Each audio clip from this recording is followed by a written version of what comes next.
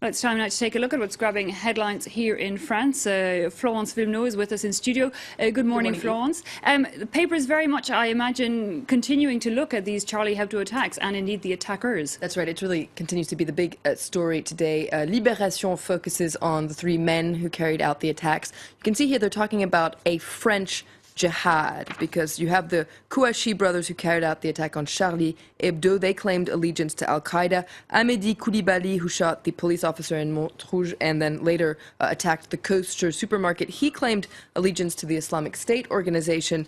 They claimed allegiance to these foreign groups, but Libération says it was in France that they grew up and that they became radicalized. So that's why it's talking about un jihad français. These are not lone wolves, according to Libération. These are organized jihadists who coordinated their attacks. And Libé has really pieced together what it calls their deadly itinerary, how they progressively became radicalized. And Libé says that their story really is quite typical. It could show how many people in France, how an individual could slip into radical jihad. Now, a lot of the articles we're reading show how these men were really socially occluded to a certain extent in France. That's right, and that's actually the word that Libération uses in its editorial today, exclusion. They came up from broken families, they were tossed around foster homes, they failed in school, they became small-time delinquents. Libé says that the promises of our French open society was actually closed to them. They were lost, and they found a meaning to their life in radical Islam, a terrifying meaning, nonetheless, according to Libération, but it was an alternative to these closed doors that they were facing. And Libé, in its editorial, wonders, does our French society actually give people a meaning to their life? Without a democratic ideal that is strong and alive, Libé says that it's very easy for these fundamentalist ideas to really slip into the crack and grow. And L'Opinion, the pro-business paper today, agrees. It says the Republican model of integration that's championed here in France is actually going through a major crisis that has been brought to light in recent days. These very firm principles, the principles of equality, freedom, brotherhood, secularism, all these are very strongly advocated, but actually when they're put into place, it's quite weak. They don't actually really work. And L'Opinion says that this tragedy that we've been experiencing in France is proof that this model of values of the Republic, it really needs to be renovated. Now, there have been calls, Florence, for changes to be made in the French education system as well.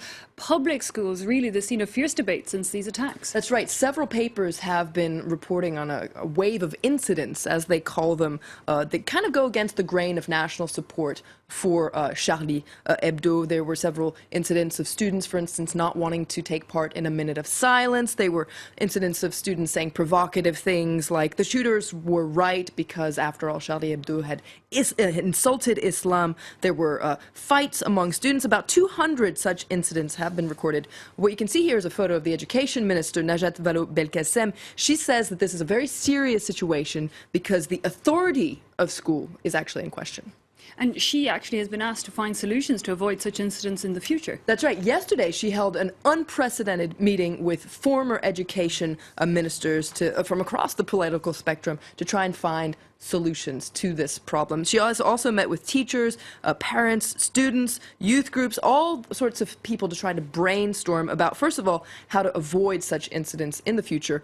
But the main aim, according to this article in Le Parisien, is actually to find a way to protect and transmit these values of the Republic I was telling you about, equality, respect, secularism, etc. Now, she agrees there is no miracle solution here, and she's actually given herself a week to put together a string of proposals. Now, nothing has really come out that's going to be concretely in this, but there are some rumors. Rumors, for instance, that there could be a boost to social and civic studies in French schools.